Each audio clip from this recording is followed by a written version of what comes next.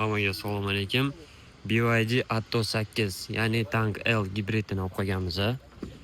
Bunga полный salon karbon nakladkalar qilib berdik.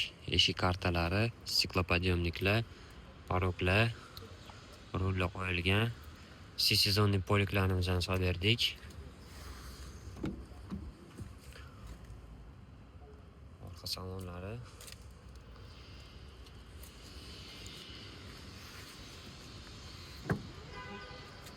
Bagajlarga karbon bilan poliklar, bagaj poliklarini solib berganmiz.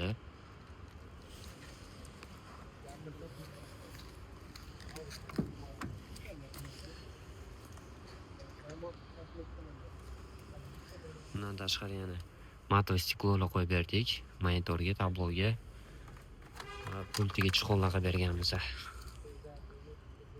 Kimga shunaqa xizmatlar kerak bo'lsa, aloqaga chiqib kelsanglar, chiroyli qilib beramiz.